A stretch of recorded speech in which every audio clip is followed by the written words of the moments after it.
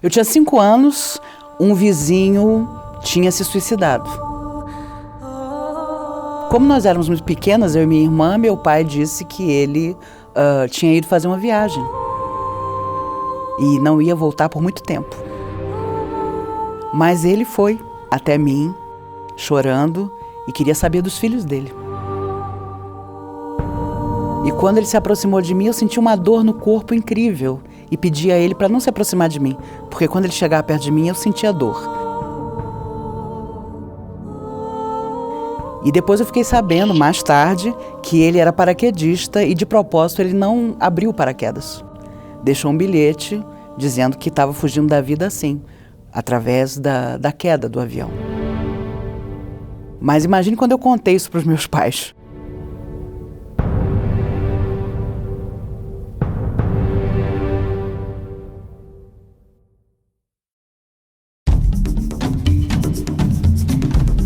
Desde o surgimento da escrita era possível encontrar relatos de pessoas que diziam se comunicar com os mortos.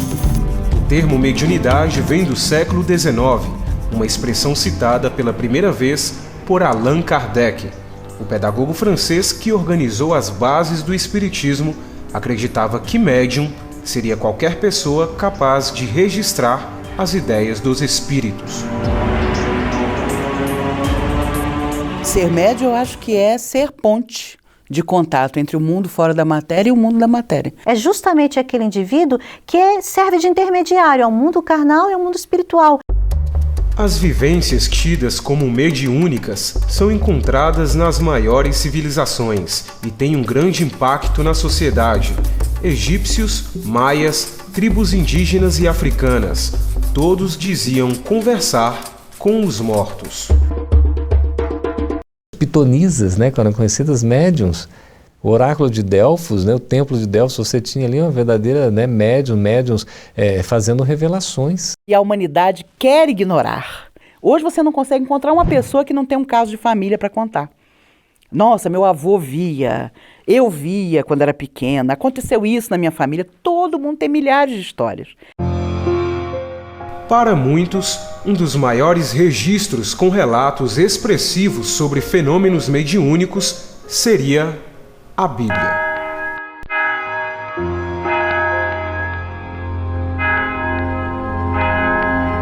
A própria vinda de Jesus é uma fenomenologia extraordinária. São revelações mediúnicas constantes. Ali tem relatos assim super curiosos.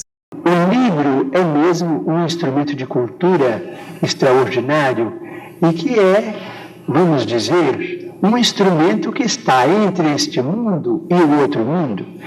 É tão importante que o primeiro livro que veio para a humanidade, vamos dizer, é um livro do mundo espiritual, um livro de pedra, que foi os 10 Mandamentos.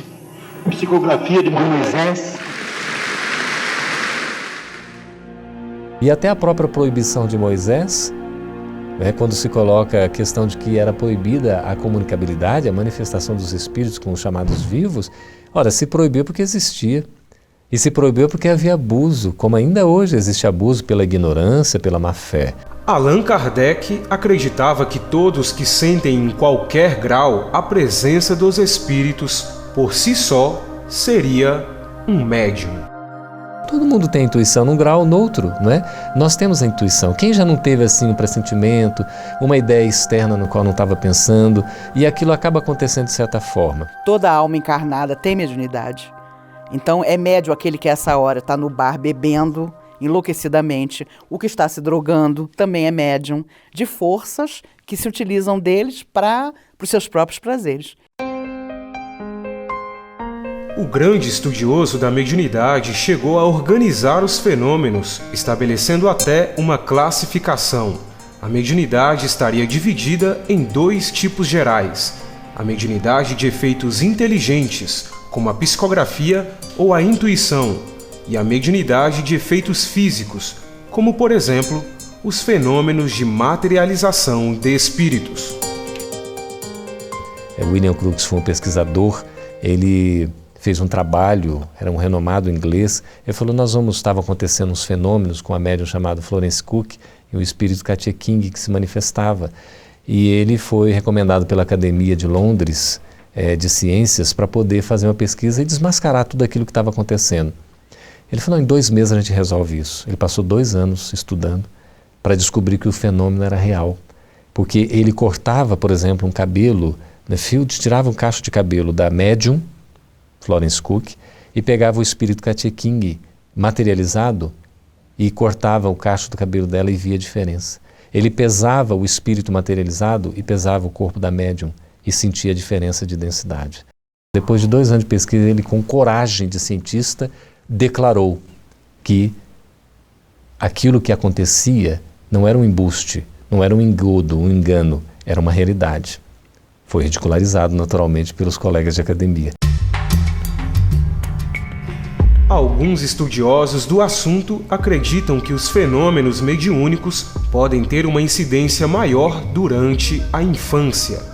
Seria uma fase mais propícia para registrar o mundo dos espíritos, já que a criança ainda estaria em fase de adaptação de uma possível vinda do mundo espiritual.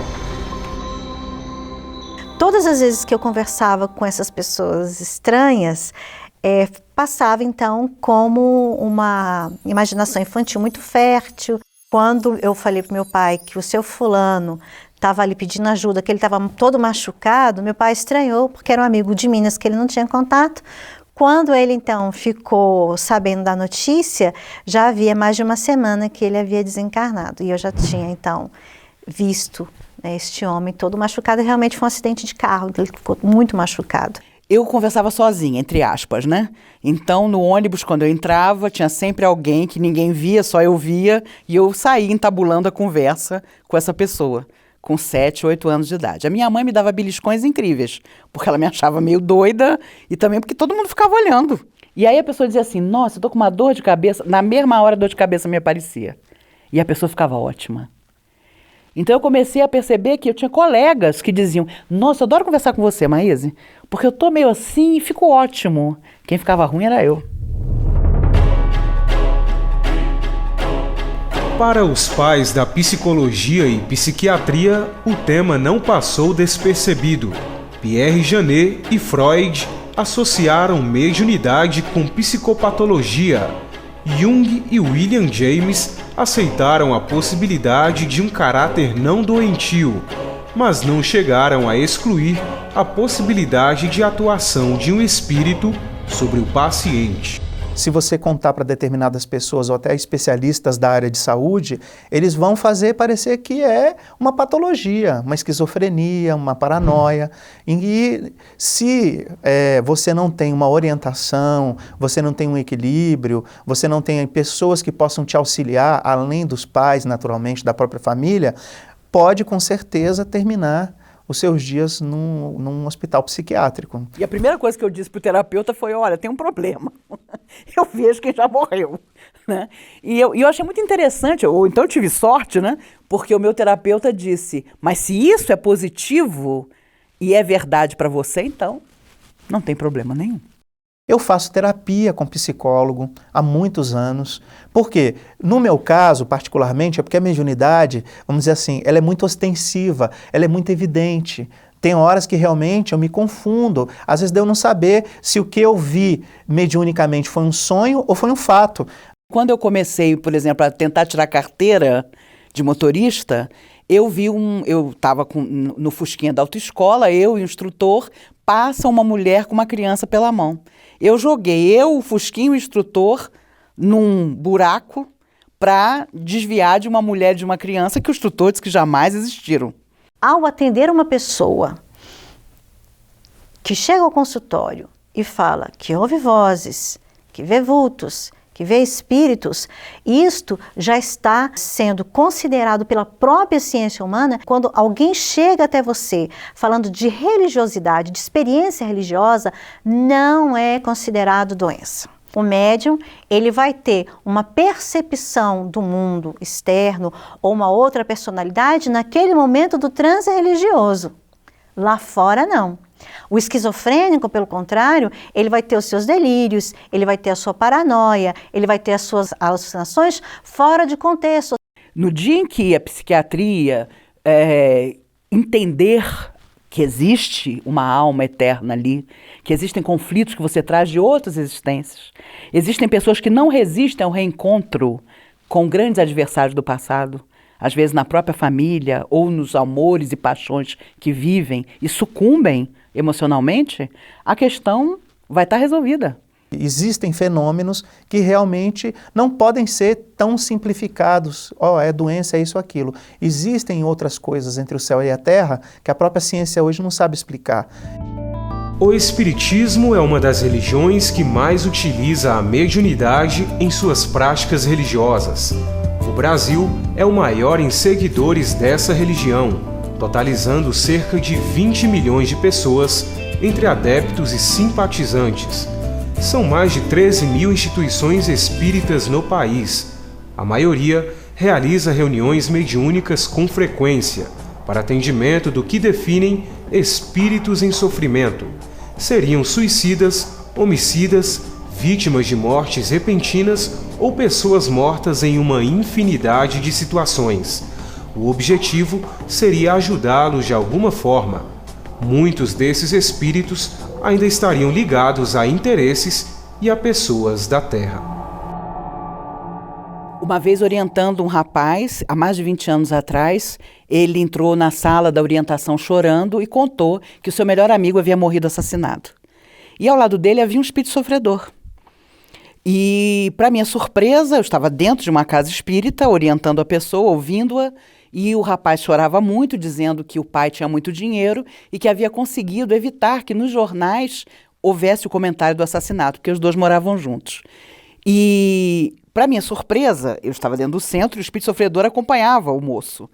E o espírito sofredor vira-se para mim e disse assim: não se preocupe, eu não estou aqui simplesmente porque ando com ele, estou aqui para lhe proteger.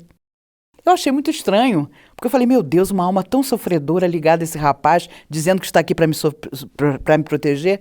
No final da entrevista, o rapaz contou que o assassino era ele. E que ele escondia isso de todo mundo, mas ficou sabendo que nas casas espíritas, os orientadores tinham compromisso de não espalhar o que ouviam sobre as pessoas. E ele então tinha me escolhido a casa onde eu estava. Ele passava por Brasília, não morava aqui. E ele teve uma crise muito forte no hotel em que estava hospedado e o camareiro o convidou a ir à casa espírita para se orientar. E ele então contou a história toda, que ele que havia matado o rapaz e que o que o estava desequilibrando não era simplesmente o fato de tê-lo matado, mas ele via o rapaz depois de morto dizendo que o perdoava. E isso estava enlouquecendo ele.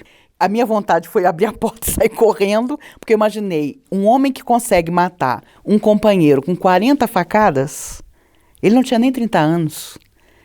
Era uma bomba relógio na minha frente. Mas na hora você nunca está sozinho. E ele chorava muito. Então eu me lembrei dos espíritos que sempre dizem que primeiro a gente às vezes tem que chorar junto com a pessoa para depois confortá-la e de alguma forma apontar um caminho para ela.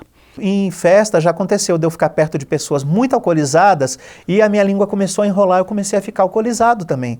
E minha esposa percebeu, falou, você está muito alegrinho, aí me tirou, aí passava. Por quê? O médium, normalmente, ele tem muita empatia, ele se identifica muito com o meio ambiente, com as pessoas que estão perto dele. Quanto mais sintonia, mais afinidade ele tem, mais ele tem conexão com as pessoas, com o ambiente à volta. Então hoje, com base nisso, eu procuro selecionar os ambientes que eu frequento.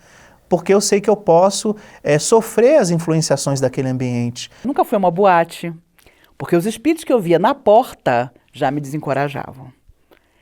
Então não é assim uma coisa, né, que me faça falta, nunca fez. Mas quando eu digo que nunca entrei numa boate, as pessoas ficam, meu Deus, você não viveu? Eu digo, não, vivi. Mas se você visse as entidades sofredoras que ficam à porta das casas noturnas, não porque sejam casas noturnas, mas porque muita gente que vai lá frequenta em busca de outras coisas. Do vício, das aventuras menos dignas, do desrespeito ao outro, sabe? Então, quem já viu um espírito, por exemplo, ligado às questões de sexo desvirtuado, não esquece. Não é mole, não. Nós temos também, assim, às vezes, a a condição de verificar determinadas doenças nas pessoas. Não é algo que eu controle, vem de forma espontânea. Por exemplo, eu estou conversando com alguém e de repente a pessoa fica meio translúcida, como se tivesse eu vendo o interior da pessoa, os órgãos batendo, funcionando, as vísceras, tudo, e determinado órgão fica mais claro para mim, o fígado, o coração, o intestino, a cabeça, e aí vem aquela voz assim, ó, fulano está com problema em tal área. E a partir disso, eu verifico que essas informações vêm de lá para cá.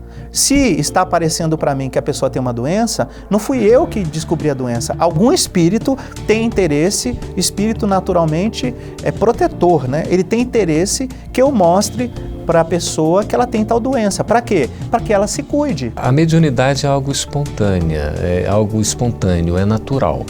Ela vem sem você necessariamente pedir ou você ficar, por exemplo, desenvolvendo algumas técnicas. E há também uma noção errada que as pessoas têm de que você está o tempo todo mediunizado, sintonizado, que os espíritos se intrometem na sua vida, que você vê e escuta o tempo todo, o que não é verdade. Porque ninguém suportaria uma vida assim. Isso não é sempre, não é quando eu quero.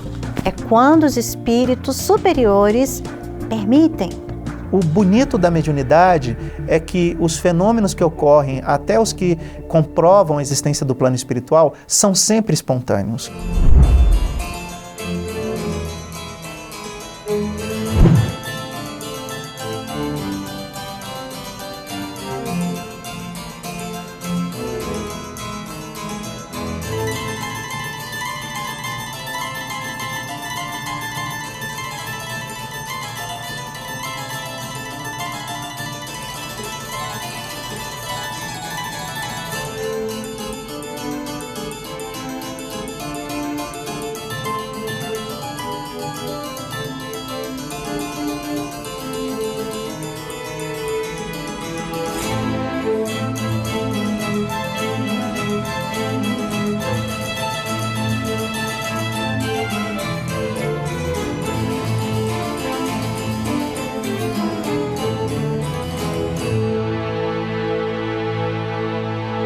Eu tive uma dificuldade muito grande certa vez com uma pessoa que ele tinha um comportamento muito lascivo.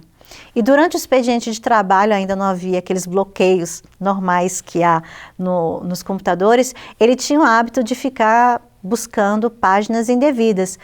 E todas as vezes que ele ia lá e aumentava, né, aquela ansiedade em torno do sexo, eu percebia que ele estava assessorado por um espírito ou dois. Encarem a mediunidade realmente como algo natural, que parcela da humanidade tem mais desenvolvida de forma natural e que deve sempre ser educado. É um dom que deve ser trabalhado com muito estudo, com muito carinho. Não se vê isso como algo, paradoxalmente falando, de outro mundo. Nós somos pessoas comuns, todos nós. Sejamos médiuns ou não, todos somos comuns, pessoas normais.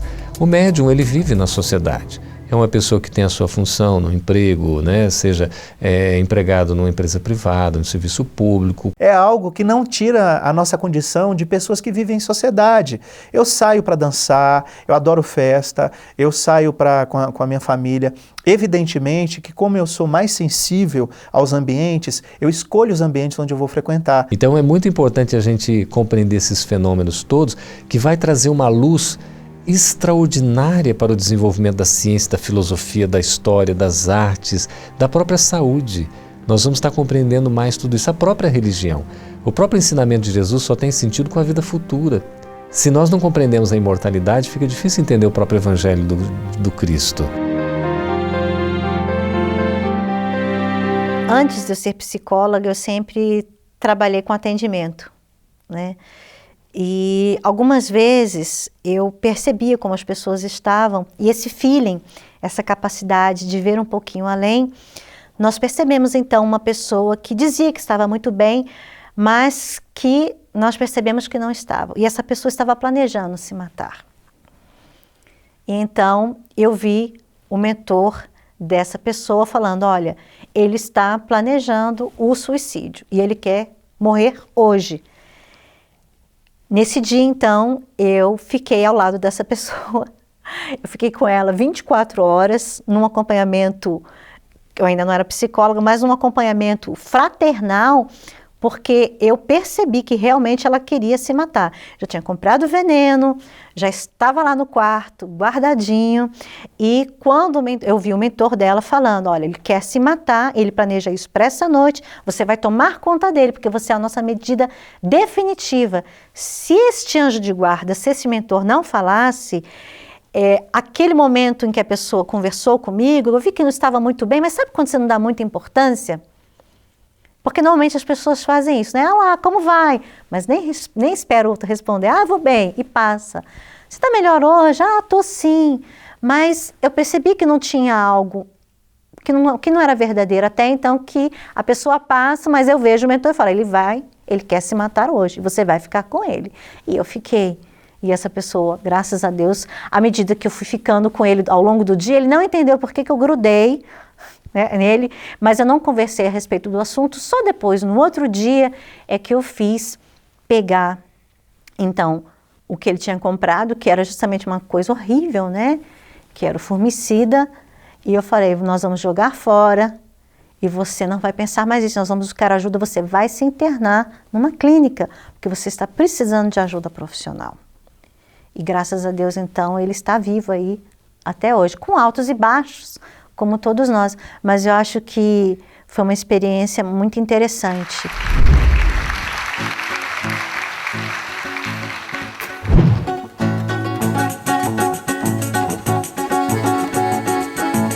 Por entre estrelas, me encantando pelo céu, improvisando este meu samba, eu sou Noel. Porém, se o samba não está ainda fiel, é que faz tempo que deixei Vila Isabel. Mas quem um dia foi uma fina bacharel, se faz o samba tem sabor de mel. E nesse samba vou botar até frações de substâncias pra nutrir os corações. A substância de que falo é a verdade. Quem foi que disse que não há imortalidade? Meu samba prova, inclusive aos ateus. Sou Noel Rosa e passo bem, graças a Deus. A faculdade em si não tem propriamente uma relação direta com a moral do médium, mas o uso que ele faz dessa faculdade tem tudo a ver com a sua moral. Não é o fato de você ter mediunidade ou deixar de ter que vai fazer você melhor ou pior, mas é o que você faz com esse instrumento. O uso desse instrumento é que vai fazer diferença. E a mediunidade, por si só, ela não vai te impulsionar se você não trabalhar a questão moral. Então, a pessoa que sente influenciação dos espíritos, seja por intuição, seja porque às vezes ela sente que ela está realmente acompanhada, ela deve, antes de tudo, buscar ter uma vida moral que atraia os espíritos amigos. Um jornalista, ele, sobretudo aquele que é o jornalista, escritor, né, o redator, ele geralmente é um instrumento. E ele pode, ao fazer uma reportagem, uma matéria, a depender do viés que ele toma, ele pode construir ou destruir. Ele pode, por exemplo, fazer uma matéria que vai esclarecer ou às vezes até denegrir a imagem, não é? Então depende muito do intuito. Nesse momento, com o objetivo que ele tem, ele é um instrumento, ou de um lado ou do outro. Não adianta dizer, nossa, fulano é um médium impressionante. Mas se for um médium equivocado, uma pessoa que na sua vida pessoal não seja correto, digno, nobre, ele vai ter gravíssimos problemas. Porque aí ele tem uma força que ele não está administrando. Aí espíritos zombeteiros, sofredores, com outros interesses, vão administrar essa força no lugar dele. E aí surgem as perturbações e até a loucura. A necessidade do exemplo, da mediunidade que não admite presentes, não admite dinheiro. E outra, a tendência de ser algo forjado, por exemplo, até às vezes uma mistificação que venha de um espírito enganador, é muito grande quando você começa a cobrar. Porque aquela faculdade é gratuita, você começa a cobrar por aquilo, evidentemente você não vai ter por detrás, os espíritos são bondosos. A mediunidade, nesse caso, ela deve ser sempre vista para o coletivo e nunca para oferir vantagens próprias, vantagens íntimas. Eu tenho amigos que me acham ridícula. Como? Você faz palestra no Banco do Brasil de graça, na Caixa Econômica de graça, você é uma idiota. Mas eu tenho certeza que eu falo de uma coisa que não há dinheiro que pague, que é a imortalidade da alma, que é você poder recomeçar.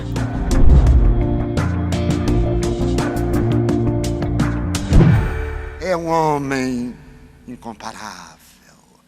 Esse Jesus modelo e guia que o Espiritismo nos traz. Alegrai-vos, vós que chorais.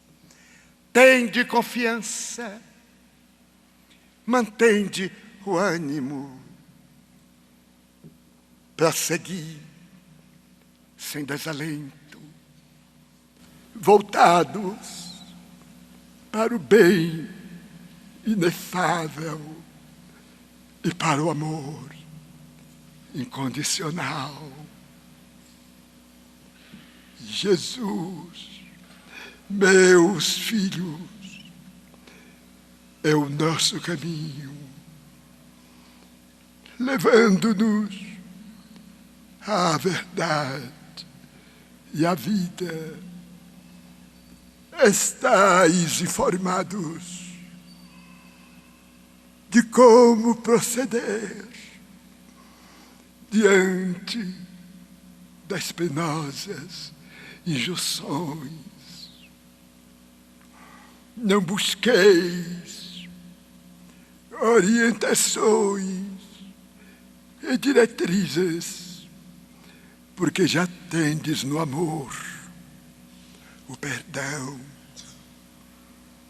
Perdoai sempre e incessantemente, amando os crucificadores, para que todos saibam que sois discípulos do Mestre vitorioso da cruz. Eu ia viajar de madrugada para Brasília, isso foi do domingo à noite, né? Eu, de segunda de madrugada, tinha que estar no aeroporto, eu falei, não, a gente vai. E fomos para a casa dessas pessoas que eu não conhecia. Era uma senhora, de uns entre 45 a 50 anos, e a filha dela, de 20 e poucos anos. E chegamos lá para dar um passe nelas. E quando a gente chegou, eu pedi o evangelho para ler e tudo, na hora eu percebi uma intensa movimentação espiritual. A menina, essa jovem, ela estava com câncer em tratamento, não se sabia o desdobramento. Era um câncer severo, era tipo uma leucemia. E na hora que a gente foi dar o passe, eu vi que chegou perto dessa menina nova o espírito de uma outra jovem e a abraçou com muito carinho, e disse o nome para mim. Falou, olha, diga para essa menina que eu estou aqui, eu sou fulana de tal, prima dela. E eu, guardei aquela informação, e nisso chega também um outro espírito, mas já uma senhora, com mais de 50 anos, e abraça a mãe dessa menina, a mãe dessa moça, e diz assim, diz para essa senhora que eu também estou aqui, meu nome é tal. Aí eu estava numa situação delicada, porque eu estava com a mãe e a filha, a filhinha doente e a mãe lá junto, as duas ali, e ao mesmo tempo também uma senhora de mais idade desencarnada e um espírito na forma de jovem também desencarnada, se identificando para a família. E não era uma família espírita, era uma família espiritualista. Eles queriam passe, mas eles não eram espíritas, não tinham conhecimento. Mas como aconteceu de forma espontânea, eu senti que ia ser útil, como forma de consolo, eu falei, olha, virei para a menina e falei, tem uma jovem aqui assim, assim, assado, cabelo assim, roupa assado, o nome dela é tal. Aí essa menina começou a chorar, essa doente, essa que estava doentinha. Ela começou a chorar e falou, é minha prima. Eu falei, pois é, ela diz que te ama muito e que está sempre perto de você. Aí ela entrou num pranto convulsivo. Ela disse, ela faleceu há 2 meses, essa minha prima, Ricardo. Eu falei, é mesmo? Ela falou, é. E ela cuidava de mim. Eu estava com câncer e falei, eu vou morrer primeiro que você, minha prima. Então, eu vou cuidar de você. Só que quis o destino, a gente sabe que não existe destino, mas pelas leis de Deus, acabou que a prima que não estava doente morreu num acidente. E essa que estava doentinha virou e falou, eu nunca perdoei a minha prima porque ela morreu antes de mim, porque ela dizia que ela iria cuidar de mim quando eu morresse. E não o contrário, ela morreu antes de mim. E estava ali essa prima dela espiritualmente assistindo ela naquele momento difícil. E se identificou com o nome e tudo. Então ela chorou muito e agradeceu, né, a assistência da prima e disse que finalmente estava se sentindo bem, porque desde que a prima morreu, ela disse que ficava numa mágoa muito grande, né? Como é que você, minha prima, que era saudável, vai antes de mim que estou doente? Só que a prima estava lá, deu o nome, quer dizer, coisas que eu não tinha como saber, né? Deu o nome do espírito e tudo. Aí virei para a mãe dessa jovem, essa senhora que estava lá, né, a dona do apartamento, e falei, olha, e do lado da senhora tem uma senhora fulana de tal, que diz aqui que é sua parente. E ela começou a chorar também, era a irmã dela que tinha falecido há 20 anos atrás, estava lá. Então foi uma noite muito emocionante, né? E aí que a gente tem que, assim, nessas horas agradecer a Deus por poder propiciar esses pequenos momentos de consolação. E foi até engraçado, porque quando terminou, aí as duas estavam muito emocionadas, a mãe e a filha. A mãe pegou minha mão e começou a beijar, dizendo que era um anjo do Senhor. Eu falei, anjo nada, minha senhora, pergunta para minha mulher se eu sou algum anjo. Eu não sou anjo nenhum. Em 1861 surge o Livro dos Médiuns. Allan Kardec apresenta o resultado de anos de pesquisas com médiuns de várias partes da Europa e do mundo. No livro, o estudioso afirma que os tipos de médiuns variam tanto quanto a especialidade dos fenômenos produzidos. Médiuns de efeitos físicos, sensitivos, auditivos, falantes, intuitivos, videntes, sonâmbulos, curadores, pneumatógrafos, psicógrafos. De acordo com o Espiritismo, a mediunidade seria uma oportunidade para ajudar outras pessoas. Porque aquilo que você não conhece trabalha contra você, seja que força for. Então é importante conhecer, saber que aquilo não é uma loucura, de que aquilo não é uma imaginação, mas sim uma força que pode beneficiar você e vai beneficiar a muitos, não simplesmente a você. Em geral, inclusive, a mediunidade nunca beneficia o seu próprio portador.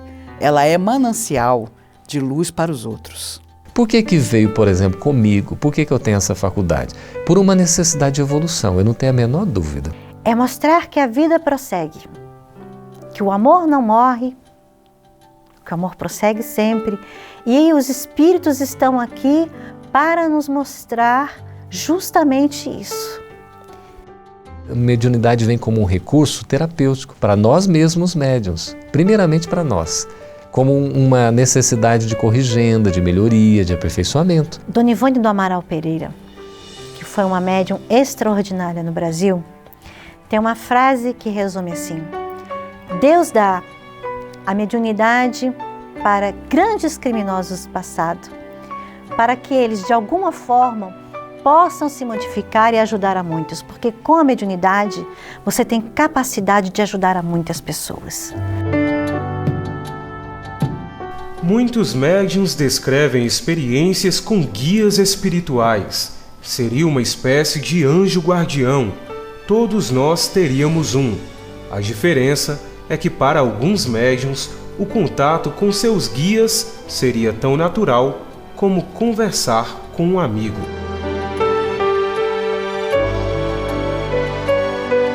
Entendo ele como um guia espiritual, até um mentor muito próximo. E eu fiquei uma vez curioso, querendo saber quem ele era, como ele era. Sabe o que aconteceu?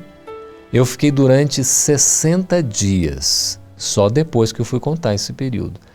60 dias sem ter sequer uma percepção desse espírito. Nenhuma percepção. Não o sentia, não o percebia, não tinha nenhuma intuição acerca dele.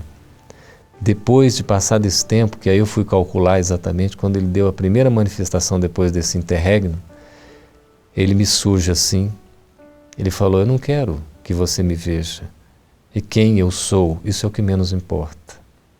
E isso tudo que você recebeu foi uma lição, para que a sua curiosidade diminua e o seu serviço aumente.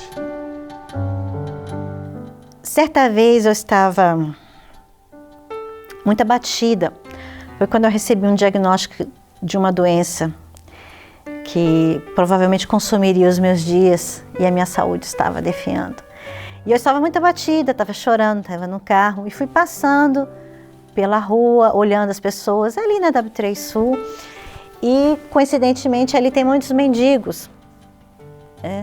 E eu fiquei pensando assim, como seria estar no lugar daquelas pessoas, já que eu estava me achando tão sofredora. Eu estava com muita alta piedade, porque realmente era uma doença, um diagnóstico muito pesado.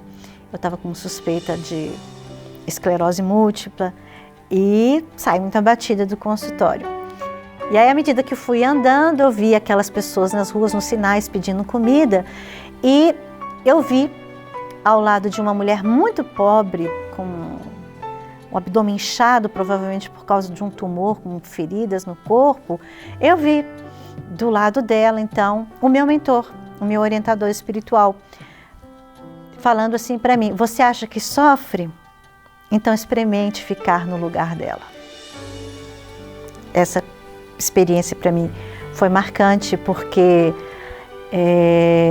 me imaginar no lugar daquela mulher que também estava com uma doença muito grave, que eu acho que era um tumor de fato, e ela estava pedindo ajuda, e estar naquela miséria absoluta, tendo que sobreviver das migalhas dos outros.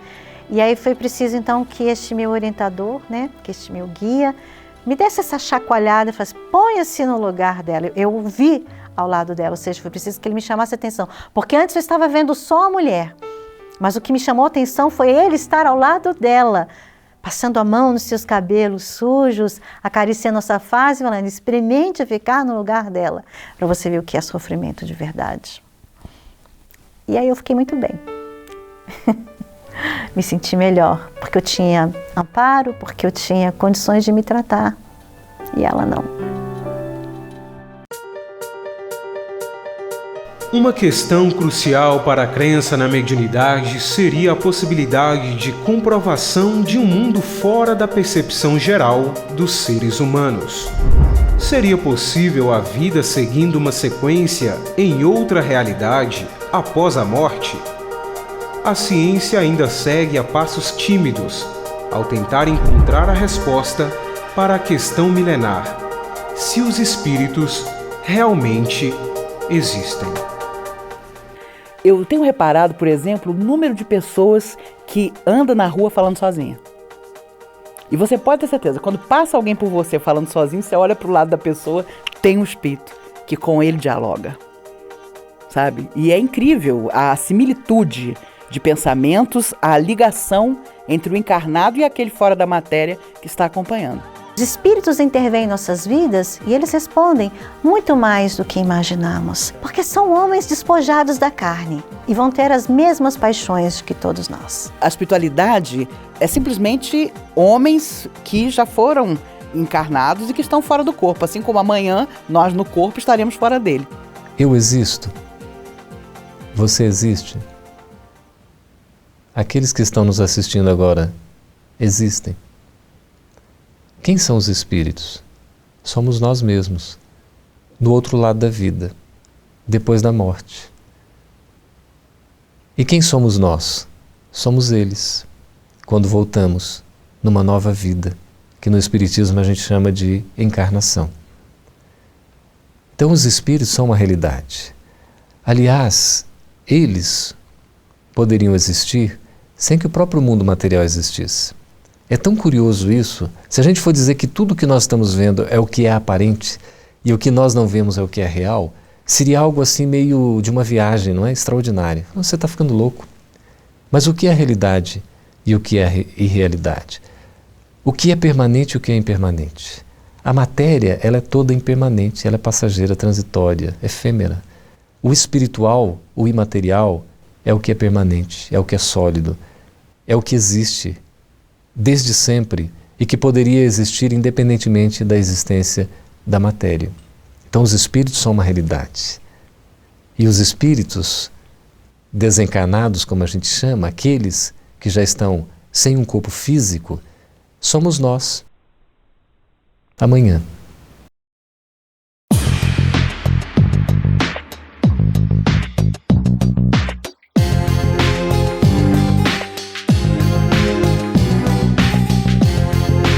Eu fiquei muito em dúvida se eu vim ou não participar desse programa, porque eu nunca quis me expor. Eu sempre busquei me reservar muito. Mas eu meditei muito, pedi até orientação para os mentores, e um espírito que aparece muito para mim, que eu sou muito ligado a ele, é o Frederico Júnior. No final do século retrasado, final do século XIX, início do século XX, ele atuou muito com o Dr. Bezerra de Menezes. E o Frederico Júnior falou que não poderia resolver para mim, mas que eu pensasse que talvez a minha experiência, as minhas dores, as minhas dificuldades pudessem ser úteis para outras pessoas que passam por situações semelhantes. Eu tive a feliz surpresa de vocês iniciarem o trabalho com uma prece. E quando você começou a fazer a prece, almas amigas se aproximaram, amigas de vocês, né? Se apresentando responsáveis pelo trabalho que vocês realizavam. Cada um deles trazia uma espécie de prancheta transparente, em que havia ali o trabalho de cada um, o trabalho de cada ser ali presente, né? Cada um deles ligado a um de vocês, com a minuta do que deveria ser realizado, né, naquele processo. Então, a seriedade do trabalho que é feito também se reflete no mundo espiritual.